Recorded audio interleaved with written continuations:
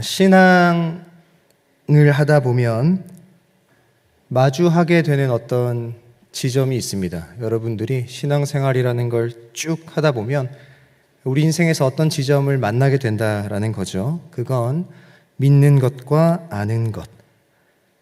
다르게 말하면 믿음과 지성의 긴장 관계에 대한 부분입니다.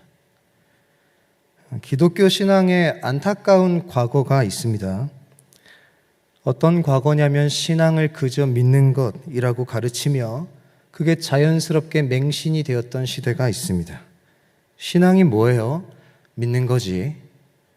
이런 게 궁금한데요. 그저 믿는 거야.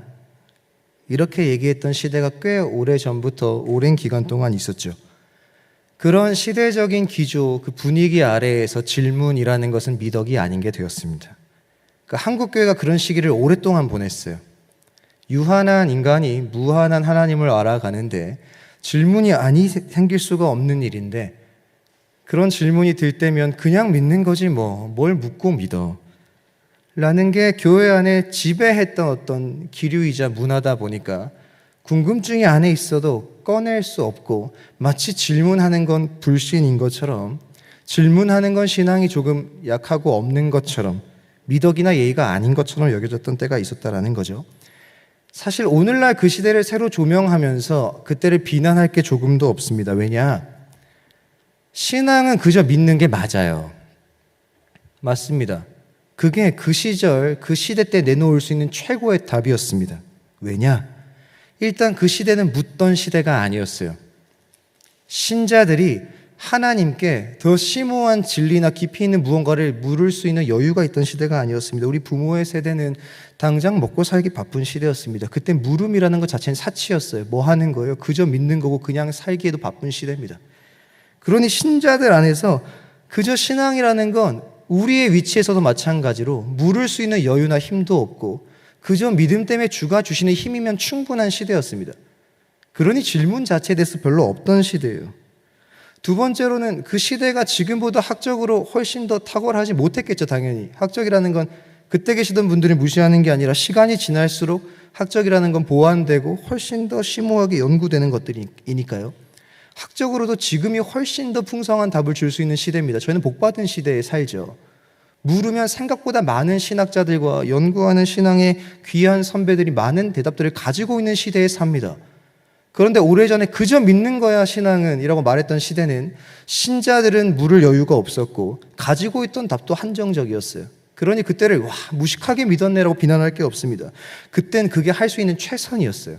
신자들도 겨우 사는 게 최선이었고 가지고 있던 답들도 그게 최선이었습니다. 그건 지금 좀 다르죠. 그리고 이제 돼서야 우리는 압니다. 뭘 아냐. 마치 맹신과도 같이 보였던 시대가 있었음을 알지만 우리가 아는 건 하나님은 맹신을 요구하지 않는 신임을 이제는 압니다. 하나님은 맹목적인 신앙을 처음부터 바라신 적이 없어요. 제가 저희 부서에 종종 얘기하는데 하나님께서 맹목적인 신앙을 요구하는 신이셨다면 적어도 4가지는 안 주셔야 됩니다. 텍스트 안 주셔야 되고. 왜요? 이거 읽을수록 궁금한 거 아닙니까? 애당초 안 주셔야죠. 두 번째, 생각할 수 있는 이성, 지성 이런 거 안 주셔야 되고 알고자 하는 감정, 마음 이런 거 다 안 주셔야 됩니다. 안 줬으면 하나님 어떤 거 원하시는 거예요? 그냥 맹신 원하시는 겁니다. 지수야 이 땅에 태어났지. 네, 그저 믿는 거야. 알만한 것도 없고 알 수 있는 능력도 없고 알고자 하는 의지도 없고 알고 싶은 감정도 없을 거야. 그저 믿는 거야. 이렇게 우리 지었으면 하나님 맹신 원하는 거 맞습니다. 그런데 하나님 그렇게 안 만드셨죠. 왜냐? 하나님이 우리에게 텍스트 주시고 이성 주시고 지성 주시고 감성 주시고 알고자 하는 의지나 결단이나 결연한 마음들 주신 이유 간단합니다. 하나님 그가 그러하셨듯 우리도 의지를 담아 주를 사랑하기 원하시기 때문에 그래요. 참 복된 얘기입니다. 하나님이 우리를 그냥 사랑한 게 아니고 본인의 전 의지를 담아 의지적으로 우리를 사랑합니다. 그 사랑에 걸맞게 우리도 뭘 원하느냐? 우리도 하나님을 향한 맹신, 그저 믿는 게 아니고 우리가 알만한 모든 것들과 그 모든 것들에 대해서 알 수 있는 모든 걸 동원해서 아는 데까지 알고 전 의지와 인격을 담아 주를 사랑한다고 고백하기를 원하는 게 주의 마음이죠. 그러니 뭘 줬을까요? 알라고 텍스트 줬고 사고하라고 이성과 지성을 줬으며 때론 감정적으로 그분을 갈망하고 열망하도록 만들기 위해서 우리 안에 감정과 마음과 의지들을 주신 거죠. 그렇게 이렇게 정리하면 됩니다. 신앙을 하는 신자로서, 신앙을 하는 신자로서 사고하는 것은 당연한 일입니다. 그렇게 만들었으니까요, 주가. 텍스트 줬고, 이성 줬고, 지성 줬고, 감정 줬고, 감성도 줬고, 의지 줬으니까요. 신자가 사고하는 건 당연한 건데 건강하게 사고하는 것은 다른 문제입니다. 신자가 묻고 답을 찾아가는 과정은 당연한 건데 신자가 묻고 건강한 답을 찾는 건 다른 문제입니다. 신자가 받은 자기의 지성을 사용하는 건 당연한 건데 신자가 지성을 어떤 방향으로 사용하는가는 전혀 다른 문제입니다.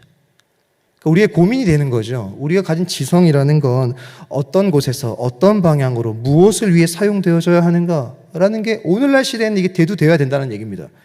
그리고 지금은 바르게 안다라는 게 더 대두되는 시대예요. 왜냐? 시대가 교묘해서 그래요. 예전에는 우리의 지성을 동원해서 바르게 알기 위해 씨름하는 걸 좀 덜 해도 괜찮았습니다. 왜요? 옳고 그름의 선이 생각보다 분명했습니다. 선과 악의 선이 분명했어요. 이건 해도 되는 거고 이건 하면 안 되는 거에 대한 생각들이 예전에는 분명했습니다. 모호하지 않았어요. 생각보다 신앙생활하면서 많은 것들이 선명했습니다. 단지 하면 안 되는 걸 하고 싶은데 욕구만 있을 뿐이고 하라고 말하는 걸 하고 싶지 않아 하는 내 욕망만 있을 뿐이지 뭘 해야 되고 뭘 안 해야 되는지 이건 옳음인지 저건 그름인지 이건 선인지 저건 악인지 이건 착한 일인지 저건 죄인지 라는 선이 분명했다라는 거죠. 그런데 지금은 교묘합니다. 모호해요. 시대가 지날수록 더 할 겁니다. 이런 시대적 교묘함이 인간의 죄성이 반영된 지성을 만나면 무시무시해집니다. 시대가 모호하고 교묘한데 인간의 죄성이 반영된 지성하고 맞물리게 되면 심각한 문제가 생겨요. 잘 보세요. 시대는 날이 갈수록 파악하기 힘들 겁니다. 옳고 그름이 뭔지. 더 교묘할 거예요. 더 모호할 거예요. 옳고 그름이 무엇인지 판단하기 훨씬 더 혼미한 시대가 다가올 겁니다. 그런데 보세요. 우리의 죄된 본성과 지성이 결합하면 무섭다는 게 어떤 거냐? 우리의 죄성, 우리의 본성은 죄를 사랑합니다.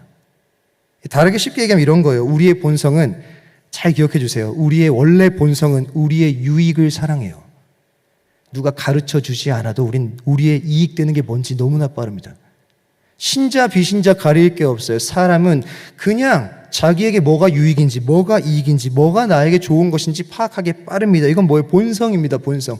죄된 본성. 왜 그런지 아세요? 우리 죄인이잖아요. 죄인 되면 하나님 없이 사는 삶을 배워가는 거잖아요. 그렇게 시작한 거잖아요. 하나님 없이 사는 삶을 누가 책임져야 되냐? 스스로 책임져야 되잖아요. 스스로 책임지기 위해서 인간이 내놓은 최고의 해답은 자기가 자기 살 길에 대해서 빠른 것밖에 없습니다.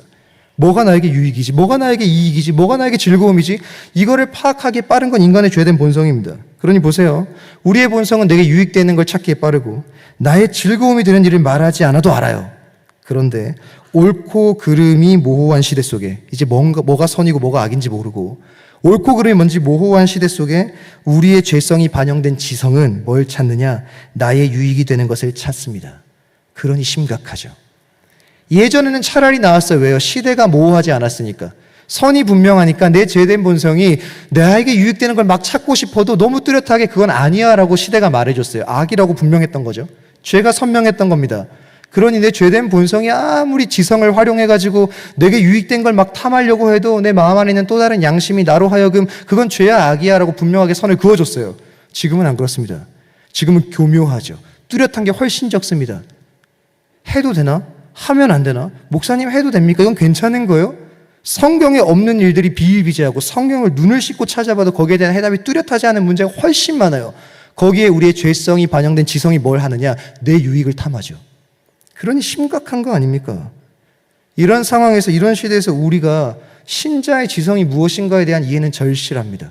시대는 모호하고 우리의 죄된 본성의 지성은 우리에게 유익을 탐하니까. 그 두 개가 맞물리는 시대가 지금입니다.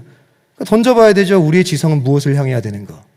신자의 지성은 무엇인가? 날카롭게 점검해야 됩니다. 오늘 본문은 사실 그런 것들을 고민시켜줘요.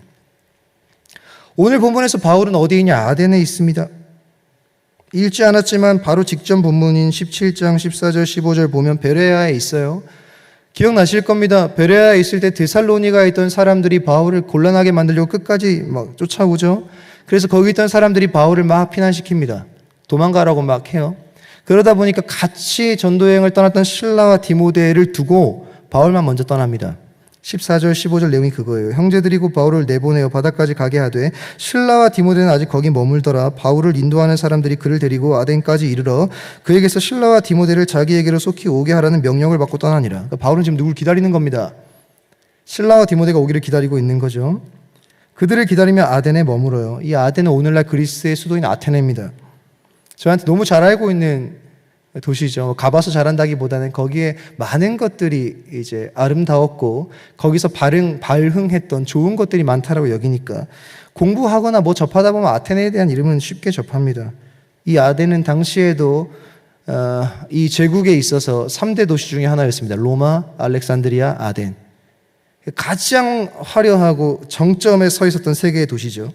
그곳은, 이 아덴은 그 시대 때 정치, 경제, 문화, 예술, 지성의 중심지입니다.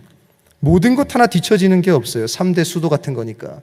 거기에는 뭐 문명도, 정치도, 경제도, 어떤 예술도, 지성도 가장 꽃피우는 도시 중에 하나가 아덴입니다.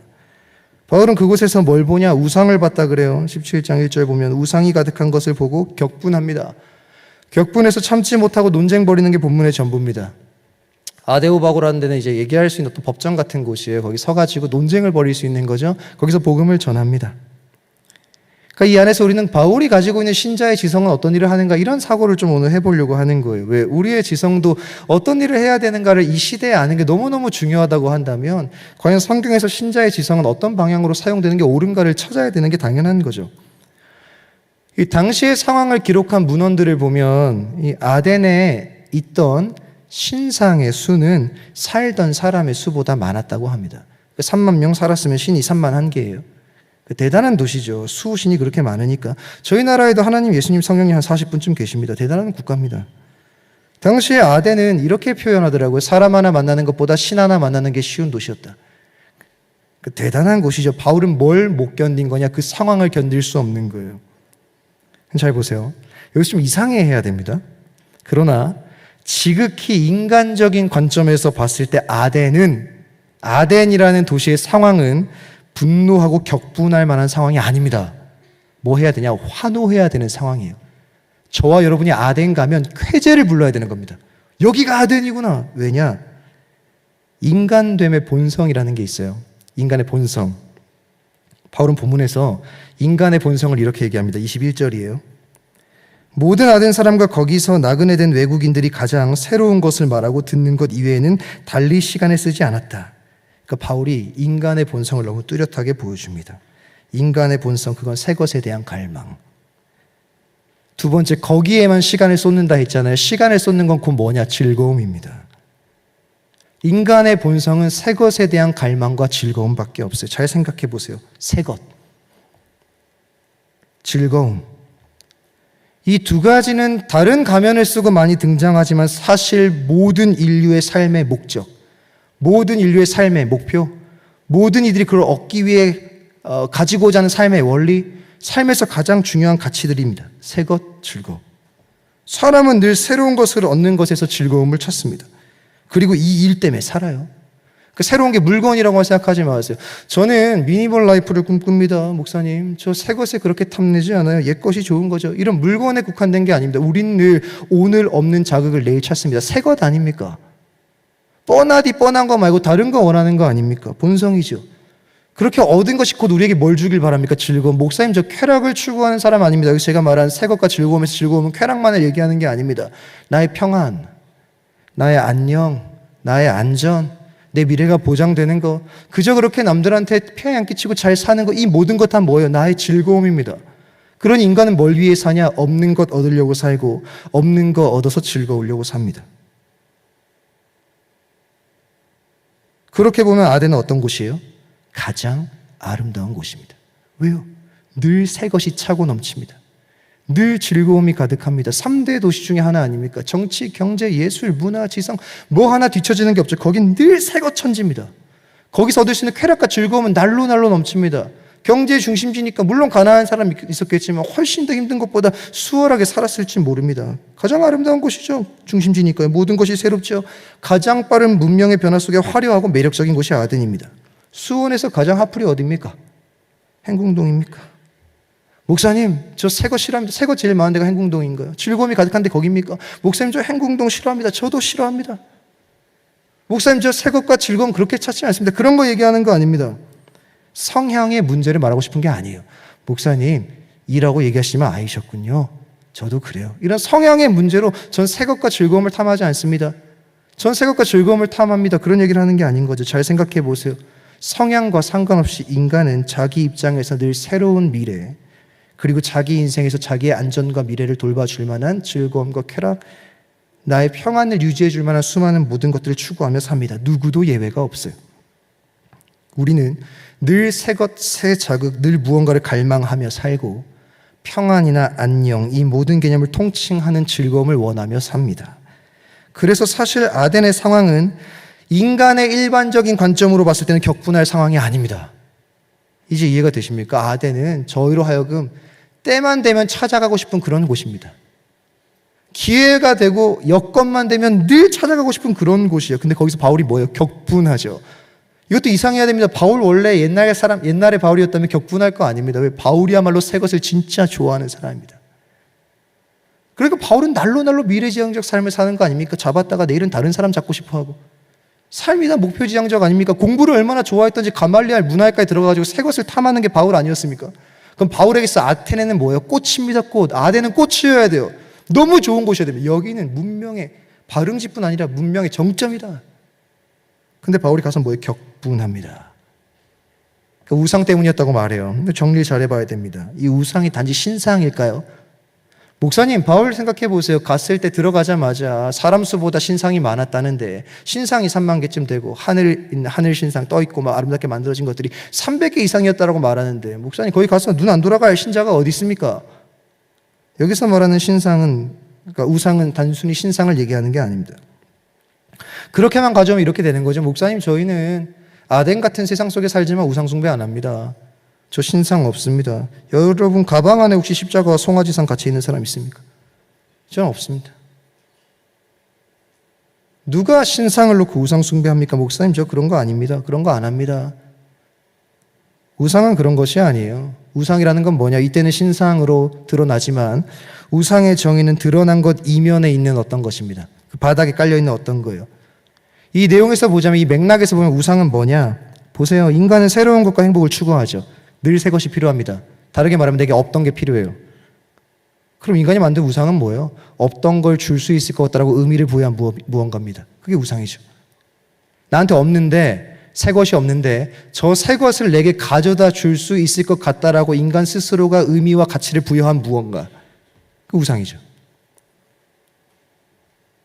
인간은 새로운 것을 추구하고 즐거움 추구한다 그랬잖아요. 내 인생의 만족, 내 인생의 안녕, 내 인생의 평안, 내 인생의 즐거움.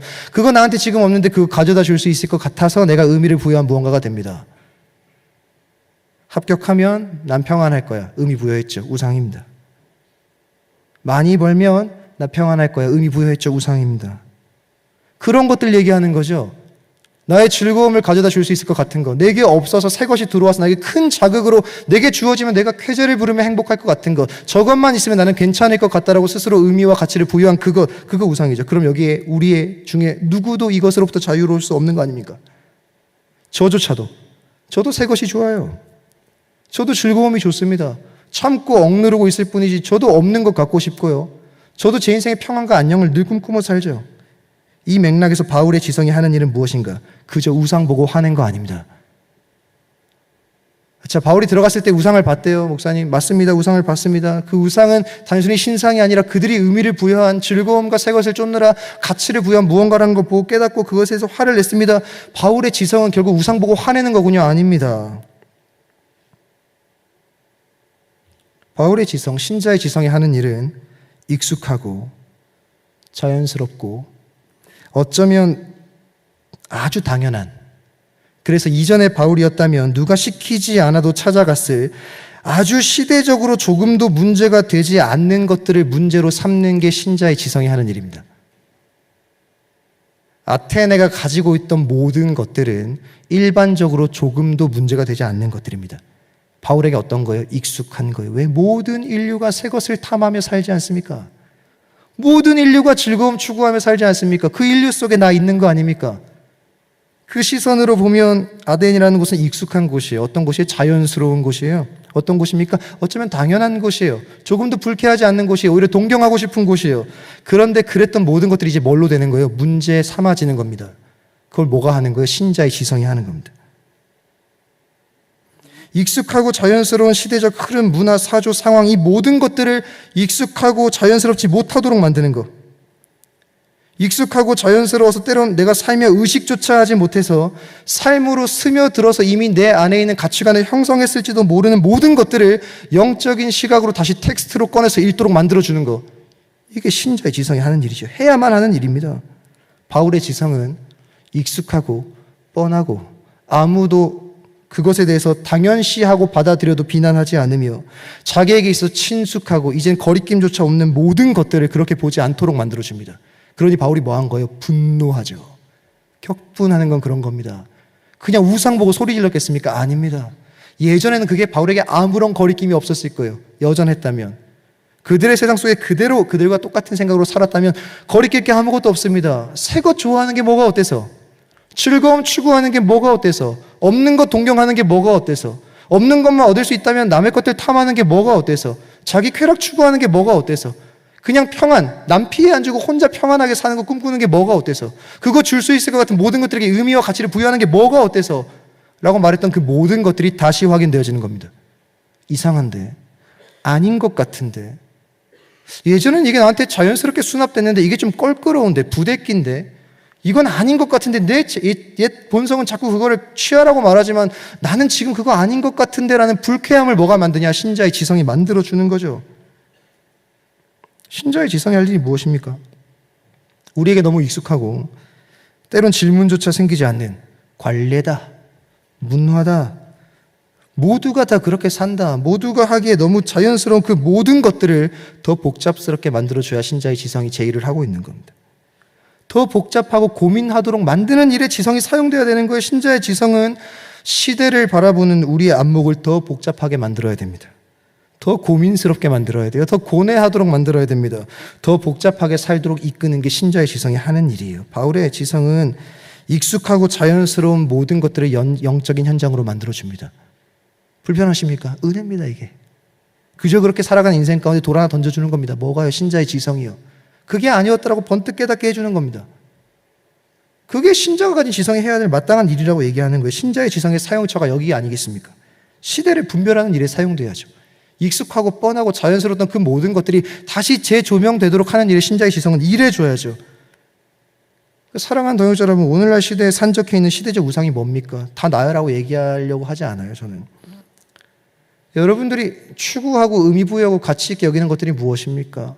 새 것이라 여기는 그 자극과 어떤 욕망의 어떤 목적지는 무엇인가요? 그걸 얻기 위해서 이것만 있다면 그 모든 게 충족될 것 같다라고 스스로 의미 부여하고 가치 부여하는 것들이 어떤 겁니까? 시대가 내놓은 수많은 답들이 있는 거 아닙니까? 뭐 정욕이나 욕구를 추구하는 게 뭐가 어때서? 소비하는 거나, 그 다음 자아숭배하는 거나, 뭐 자본이나 그런 걸 동경하고 추구하는 거나, 그 모든 것들 중에 나에게 이 분별력 없이 자연스레 내 삶에 들어와서 나의 가치관 안에 이미 내재되고 자리 잡아버린 나는 무엇에 취약합니까? 이런 질문 해봐야 되는 겁니다. 그 질문이 신자의 지성이 하도록 만들어주는 거예요. 신자의 지성은 그 일을 합니다. 지금까지 아무렇지 않게 수납했던 모든 것들이 다 불편해지도록 만드는 것. 신자의 지성이 할 첫 번째 일, 시대를 불편하게 보도록 만들어야 됩니다. 지성은 탐구해요. 그저 지성은 계속 사색하게 만들고 탐구하도록 만들잖아요. 여러분 갖고 있는 지성이 그런 거 아닙니까? 저랑 같이.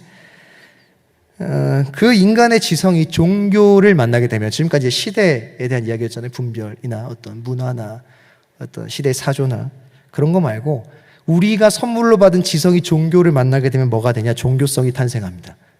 우리의 사고가 종교를 만나면 종교성이 돼요. 바울은 아덴 사람들이 이렇게 평가합니다. 아까 얘기한데 너희 새 것을 좋아하는구나.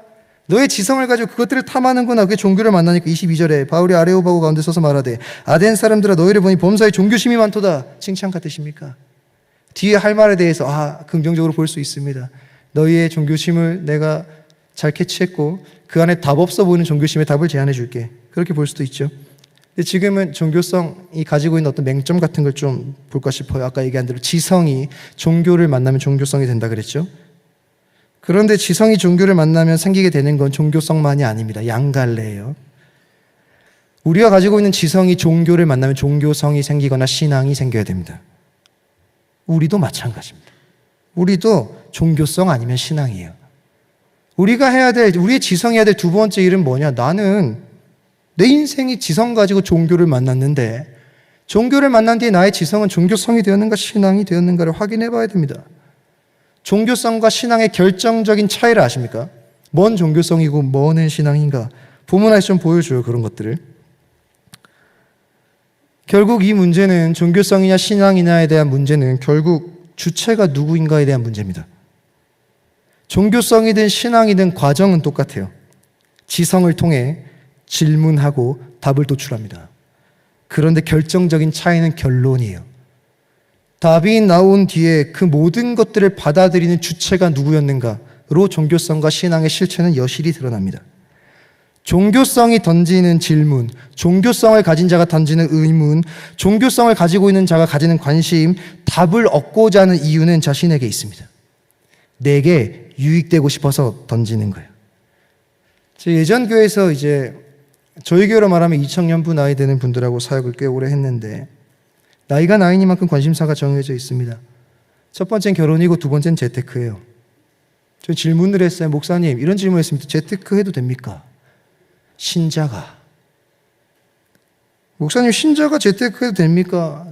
제가 이렇게 반문했습니다. 질문의 의도가 뭡니까? 이게 무슨 말이냐면 그 질문을 던지는 의도는 두 가지입니다. 진짜 자기가 신자의 양심을 가지고 살다 보니 자본이 지배하는 세상 아래에서 재테크라는 게 어떤 누군가에게는 상처가 되고 내가 더 얻기에 누군가의 것을 뺏어야 되고 때로는 내가 손해를 안 보려면 강자에 편승해야 되고 이 모든 것들이 부대낌으로 온 거예요. 그래서 묻는 거죠. 목사님, 재테크 해야 됩니까? 혹시 이 중에 그걸 업으로 삼는 분들이 계실까 봐 제가 죄라고 얘기하지 않습니다. 끝까지 들어보세요. 그러니까 질문했을 뿐이에요, 저한테. 누구는 그렇게 묻습니다. 자기 양심이 거리껴서 목사님, 저 저축 안 할래요. 저금도 안 할래요. 저 그런 것도 안 할래요. 이렇게 물을 수 있죠.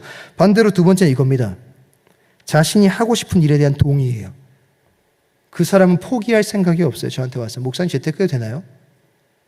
얼굴 딱 보니까 안 할 생각이 없습니다. 제가 뭐라 그랬냐면 차라리 하세요 그랬어요. 그 사람은 뭘 하고 싶은 거예요? 신앙인으로 사는데 세상에서 내게 필요한 것도 얻고 싶어서 그런데 그걸 그냥 시원하게 선택하자니 양심이 부대끼고 껄끄러우니 거기에 누가 동의해 주길 바라는 거예요? 우리 목사님이. 나의 선택과 결정과 내가 하고자 하는 모든 일을 지지해 주길 원하죠. 동의를 구하는 거죠. 이거는 깊이 있게 나중에 시간 되면 나눠봐야 되고 여러분들의 주 목양자인 목사님께 찾아가시면 신자의 재테크에서 친절하게 설명해 주실 겁니다. 하는 거 죄라고 얘기하는 거 아닙니다. 1천 분들은 저한테 오세요. 네, 자신 있으면 오세요. 제가 일주일 내내 얘기할 수 있습니다. 다 해야죠. 우리가 살고 있는 시대 속에 그런 것들을 해야죠. 근데 이 얘기를 하는 겁니다. 어떤 때에는 그게 물음으로 다가오는 거예요. 진짜 가슴에 불편함으로 다가오는 사람이 있습니다. 근데 어떤 사람은 그게 불편하지 않은데 자기가 하는 일이 불안하니까 신자로서 선택하는 게 조금 껄끄러우니까 동의를 구하러 오는 거죠. 아까 얘기했죠. 종교성이 던지는 질문의 의도는 뭐예요? 질문은 뭐예요? 관심은 뭐예요? 답을 얻고자 하는 이유가 뭐예요? 자기요. 자기 만족. 내가 하고자 하는 일에 대한 동의요. 그것 때문에 질문 던질 뿐입니다. 그냥 다 하시면 됩니다. 그런데 그런 질문만 안 하시면 됩니다. 때가 되고 종교성이 신앙이 되면 스스로 결정할 때가 다 옵니다. 신자마다 속도는 다 다르고요. 삶을 해석하는 방식도 다 다양합니다. 이거 옳고 그름의 문제를 지금 얘기하고 싶은 게 아니에요. 그리고 결론을 받아들인 것도 자신에게 있습니다. 종교성을 가진 사람은 질문을 던졌어요. 그리고 나온 답이 자기에게 만족스러워야 받아들입니다. 목사님 아까 얘기했죠. 신자인데 음주 꼭 안 해야 됩니까? 물었어요. 근데 그 사람이 종교성을 가진 사람이 그럼 어떤 거예요? 음주 지금 하고 싶은데 목사님이 그래 술 먹어도 천국 가라는 그 한마디 듣고 싶은 거예요? 근데 제가 얘기하는 거죠. 아니 하면 안 돼. 그럼 뭐예요? 그 사람은 결론을 받아들이지 않습니다. 왜요? 종교성이니까요. 결론을 받아들이는 것도 누구한테 주체가 있어요? 자기한테 있습니다. 목사님, 당신은 내가 원하는 답을 제공하시면 됩니다. 그거 얻으려고 질문할 뿐인 거예요. 이게 종교성의 특징입니다. 32절이죠. 그들이 죽은 자의 부활을 들었어요. 선포된 진리를 듣고 어떤 사람은 조롱합니다. 어떤 사람은 이 일에 대하여 내 말 다시 듣겠다 합니다. 사람마다 다양합니다. 그들의 종교성의 결과를 보여주죠. 어떤 사람은 조롱합니다. 원하던 답이 아닌 거예요. 난 새 것을 원해. 새 것이었어요, 분명히. 예수 그리스도에 대한. 근데 뭐예요? 즐거움은 아닌 겁니다. 원하던 답은 아닌 거예요. 그러니 뭐예요? 거절합니다. 조롱하는 거죠. 종교성은 원하는 대답, 자신의 결정에 대한 동의, 자신의 삶에 대한 지지 등을 얻고자 질문하고 답을 찾습니다. 그리고 그 답을 수용할 것인가 수용하지 않을 것인가도 결정이 본인이 합니다. 종교성의 특징이죠. 근데 아까 이게 지성이 종교를 만나면 또 다른 걸 만든다 그랬잖아요. 신앙은 던지는 질문과 답을 얻고자 하는 목적이 주에게 있습니다. 신앙 속에서 사용되어지는 지성은 주의 주되심을 알고 인정하는 일로 우리를 이끌어갑니다. 신앙과 결합된 지성은 때론 시대에 적합하지 않다 여겨지고 나도 납득되지 않을지 모르는 수많은 답들이 오잖아요. 저한테 뭐 질문할 때 목사님 그 시대에 맞는 답 아닙니다. 저한테 와닿는 답도 아닙니다. 시원하지 않는 답입니다. 그런 답들이 다가올 때 최종적 선택의 권위를 자기에게 두는 게 아니라 성경과 우리 주에게 최종 권위가 있음을 믿고 인정하는 자리로 신자의 지성이 신앙을 만나면 이끌어갑니다. 신자의 지성이 신앙이 되면 하는 일이 그거예요. 여러분 혹시 신앙이 깊어지고 신자의 지성을 제대로 가지면 목사가 하는 말이 다 정답으로 들릴 것 같으세요? 아닙니다. 안 그래요? 늘 제가 어떤 답을 해도 시대에 적합하지 않습니다, 목사님. 또 안에 마음 안에 또 다른 불편함이 생깁니다. 납득 안 됩니다, 목사님. 그거 왜 하면 안 되는 겁니까? 그거 왜 해야 되는 겁니까? 시대에 맞지 않아요. 시원하지 않습니다. 그런데 신자의 지성이 신앙으로 사용되고 있으면 결국 우리의 인생을 성경이 최종 권위인 곳으로 인도하고 우리 주가 최종 결정권자인 곳으로 나를 인도하고 결국 그로 말미암아 납득되지 않는 시원하지 못한 답이라 하더라도 그게 답이도록 수납되도록 우리의 삶을 인도해 갑니다. 생각해 보세요. 성경은 이 땅을 살면서 인간이 궁금해하는 모든 질문에 대한 답을 주시는 책인 것 같습니까? 그런 책 아닙니다. 우린 그런 책으로 성경을 대해요. 성경은 이 땅에 정지수가 살면서 궁금해할 모든 것들에 답을 줄 거라고 생각하죠. 아닙니다. 그런 것들에 답을 주려고 쓰신 책이 아니에요. 그러나 성경은 신자가 어떻게 신자가 될 수 있었는지, 그리고 다른 거 다 몰라도 하나님 나라 가는 그날까지 신자가 어떻게 살아야 되는지에 대한 답을 주기에는 이미 충분한 책입니다. 성경은 그 역할을 하려고 주어진 거예요. 그런데 우리의 종교성은 그게 불쾌하고 불편하고 질문과 답의 모든 욕망이 나에게 있으니 성경의 책임 밖에 있는 질문들을 자꾸 하나님께 던집니다. 충분한 것들 외에 질문들을 가지고 자꾸 하나님께 도전적인 것들을 던져요. 하나님, 천지 만들기 전에 뭐 하셨어요? 모릅니다. 그게 우리가 어떻게 구원받았는지 신자로 사는지에 대해서 아무 관련 없습니다. 하나님 그 전에 혼자 계셨을 텐데 심심하지 않으셨습니까? 모릅니다. 삼위고 일체니까 세 분이었다가 한 분이었다가 잘 모르겠어요. 어떻게 계셨는지. 하나님 어떻게 생기셨어요? 제가 보고 있는 목사님처럼 생기진 않았고 그보단 잘생기셨습니까? 하나님 평소에 헐벗고 계십니까? 옷은 입고 계십니까? 온갖 우리 안에 드는 질문들이 있죠. 성경은 그런 거에 대한 답할 책이 아닙니다. 왜요? 그런 식으로 던지는 모든 질문들은 신자가 어떻게 신자가 됐는지에 대한 답과는 아무 상관없습니다. 앞으로 내가 주의 나라 갈 때까지 어떻게 살아야 되는가도 아무 상관없어요. 그런 단지 우리는 그런 거 던져놓고 이런 것에 당신이 대답을 안 하시니 저는 성경의 권위가 없다 여기고 살고 하나님은 신뢰할 만한 분이 아니라고 여기며 생각하고 살겠습니다. 라고 생각하고 던질 뿐이에요. 뭐 하고 싶은 거에 살고 싶은 대로 살고 싶은데 그거에 자꾸 양심의 가책과 불편함들 던지니까 하나님을 곤란하게 대답할 책임이 없는 질문들을 가지고 몰아세워서 하나님을 배척하는 일에 우리의 종교성이 사용됩니다. 사실 우리가 신앙생활을 하면서 어렵다, 납득하기 어렵다, 받아들일 수 없다, 충분하지 않다라고 여기면서 성경과 하나님께 던지는 대부분의 질문들은 하나님을 더 알고 싶고 신자로서 사는 것이 무엇인지 더 알고 싶어서 던지는 차원의 질문과는 거리가 멉니다. 하나님도 알고 싶어요 라고 질문하는 경우가 드물다는 얘기고 신자는 어떻게 살아야 됩니까? 라고 던지는 질문과는 거리가 멀게 신앙이라는 이름 아래서 던진 질문들이 훨씬 많다라는 거죠. 오히려 나의 옳음, 제가 지금 당신을 깊이 있게 안 믿기로 결정할 건데 이 결정이 옳습니다. 당신 이런 질문에 답 못하는 거 아닙니까? 성경은 여기에 답이 없는 거 아닙니까? 나의 선택, 그래서 전 당신과 거리가 멀어지기로 결정합니다. 난 하나님을 거절합니다. 하나님을 거절하는 이유, 자신의 결정에 당위성을 부여하기 위해 이 땅에 사는 동안 신앙이라는 이름을 가지고 답답하고 불편하게 살기는 싫고, 그렇다고 시원하게 신앙은 버릴 수가 없으니까 책임 하나 없는 하나님께 대답하지 않아도 되는 질문들로 자꾸 몰아붙이는 대부분의 질문들이 우리의 질문들입니다. 종교성은 그렇게 이래요. 마치 이런 거죠. 하나님, 날 신자답게 살도록 만들고 싶으시면, 날 설득하고 싶으시면 더 답을 주십시오 라는 류의 질문을 던지는 겁니다. 우리의 지성이 그 일을 많이 합니다. 우리의 지성이 종교성이 되면 그래요. 우리의 지성을 좀 점검해 봐야 되지 않겠습니까? 신자, 우리의 지성이 종교성이 아니라 신앙이 되면 성경이 주는 답의 의미, 방향, 그것이면 충분하다라는 것이 받아들여지도록 우리를 도와야 됩니다. 이게 신자의 지성이 하는 두 번째 일이에요. 꼭 기억해 주십시오. 성경은 우리의 수많은 질문들에 대해서 침묵하라고 말하면서 신자가 가지고 있는 지성을 무시하는 책 아닙니다. 오히려 성경은 신자가 알아야 되는 이야기들에 대해서 훨씬 더 많이 고민해 볼 것들을 권장하는 책입니다. 우리가 성경 보면서 궁금해하는 수많은 던지는 질문들, 모두를 얘기하는 건 아니에요. 그 질문들 잘 곱씹어 보시면 그게 내가 신자로 어떻게 구원받았는가? 신자가 주의 나라 갈 때까지 어떻게 살아야 되는가에 관련 있는 질문인지, 생각보다 그거와는 관련이 없는데 우리 하나님 곤란하게 만들어서 내 삶의 선택과 결정과 주와 적당한 거리 속에 살고자 하는 나의 욕망을, 거기에 지지를 얻기 위해서 던지는 질문인지를 확인해 봐야 됩니다. 지성이 종교를 만나면 종교성 될 가능성이 크니까 맹신하자 이런 얘기 아닙니다. 아까 제가 얘기했죠. 맹신은 이미 하나님 바람 아닙니다.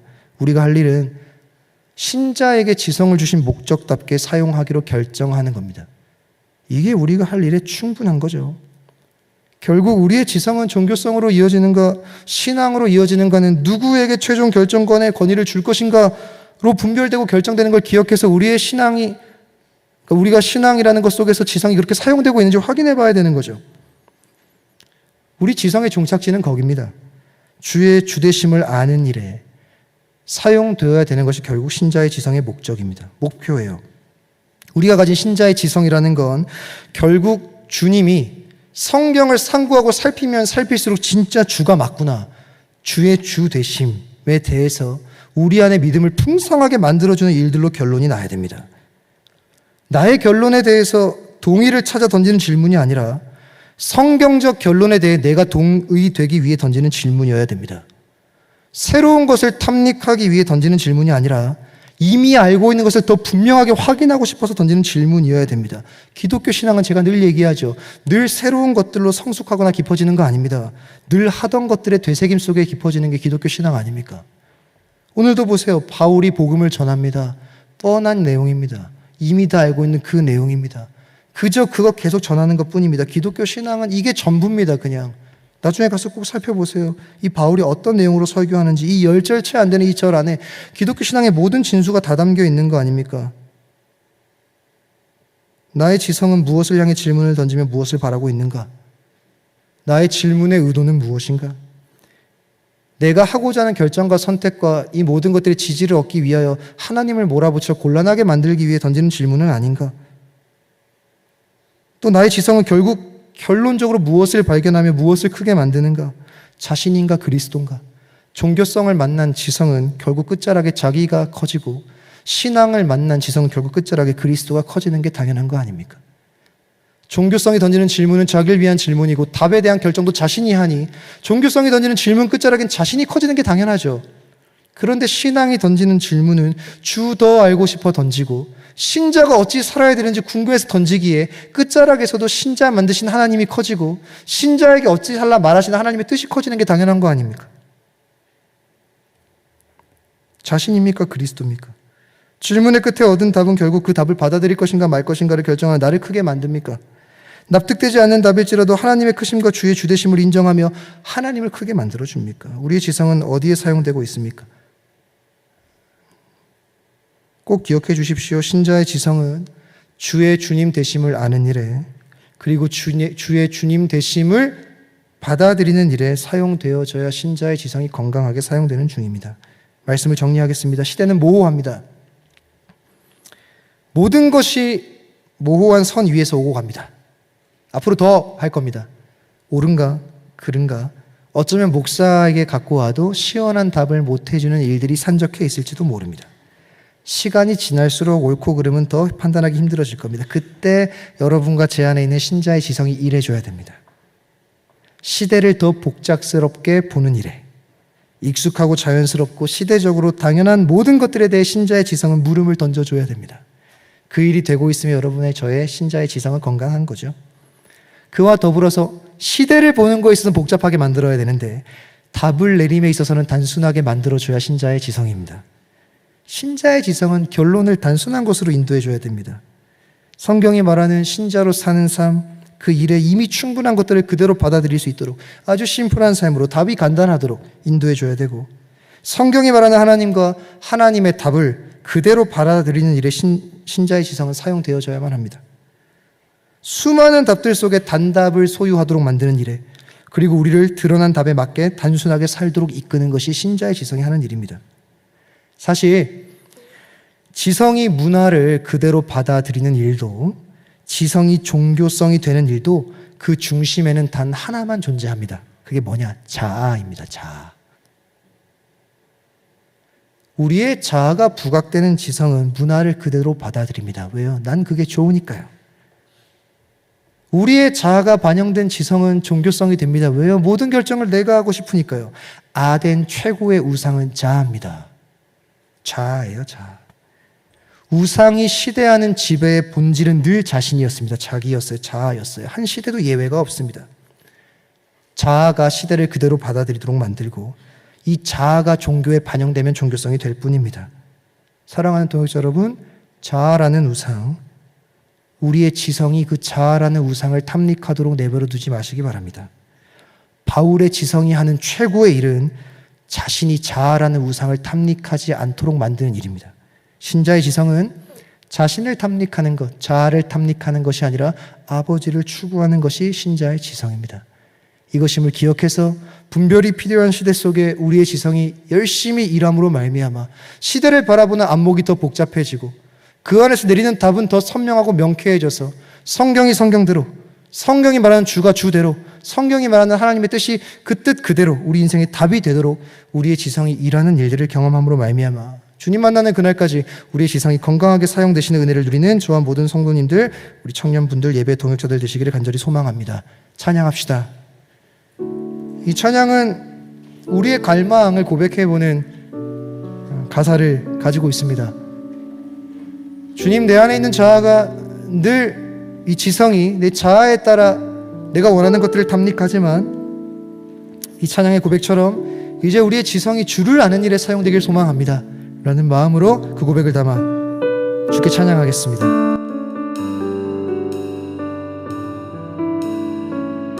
함께 고백할까요? 나의 갈망은 주께서 날 알듯 나도 주님을 온전히 아는 것, 나의 갈망은 주 날 사랑하듯 나도 주님을.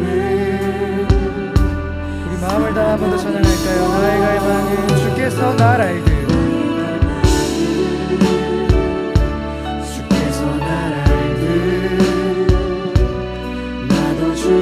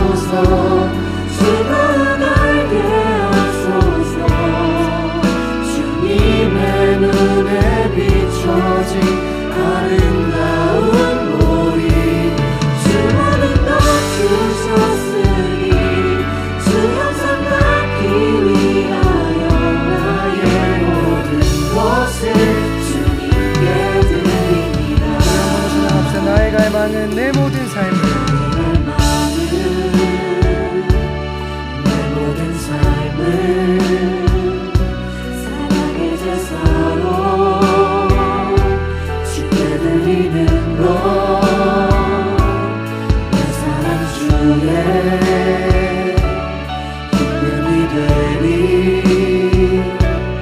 주의 사랑에. 우리 소망을 담아 노래합시다. 주 얼굴 보게 하여 주옵소서. 주 얼굴 보게 하소서. 우리의 지성이 결국 그 일을 이루도록 하여 주옵소서. 주님의 눈에 비춰진 아름다운 우리 주님과 주셨으니 주 영상 닮기 위하여 나의 모든 것을 주님께 우리 마음을 담아 한 번 더 고백할까요? 주 얼굴 보게 하소서. 주 얼굴 보게 하소서. 주 거울 알게 하소서. 주님의 눈에 비춰진 아름다운 우리 주 모든 것 주셨으니 주 영상 닮기 위하여 나의 우리 간절한 말씀을 담아 한 번 더 마지막으로 고백합니다. 주 얼굴 보게 하여 주옵소서. 주 얼굴 보게 하소서. 주 거울 알게 하소서. 주님의 눈에 비춰진 아름다운 머리 주 모든 것 주셨으니 주 영상 닮기 위하여 나의 모든 것을 주님께 드립니다. 사랑하는 동역자 여러분, 우리가 가진 지성은 주가 주신 선물이죠. 자신의 전 의지를 담아 우리를 사랑하시는 주가 우리에게도 의지를 담아 알고 추구하며 주를 사랑하라고 주신 선물입니다. 결코 믿음이 부각되는 기독교의 신앙과 상반되지 않죠. 죄된 본성과 모호한 시대가 만나 시대를 마음껏 탐닉하고 묻고 답을 얻는 과정 속에 주체가 자신이 되기에 때론 신자의 지성이 문제인 것처럼 보일 때가 있는 거죠. 우리에게 단지 주신 목적답게 사용할 우리 안에 싸움이 필요할 뿐입니다. 함께 기도합시다. 사랑하는 주님, 지금껏 어쩌면 다 그런 것이라고, 그게 당연한 것이라고, 다 그렇게 사는 것이라 여겼던 우리 인생에 익숙하고 자연스러운 당연하게 여겼던 모든 것들이 다시 씨름하고 재해석되는 신자의 지성이 있게 하여 주시옵소서. 시대를 분별하고 신자답게 보는 일에 우리의 지성이 사용되게 하여 주시옵소서. 신자로 던지는 모든 의문들이 나의 유익이 아니라 주의 주되심을 아는 일에 사용되게 하여 주시옵소서. 우리 지식의 탐구 끝에 하나님을 더 크게 만나는 이야기가 있게 하여 주시옵소서. 이 기도 제목 가지고 함께 간절한 마음으로 기도하도록 하겠습니다. 함께 기도합니다.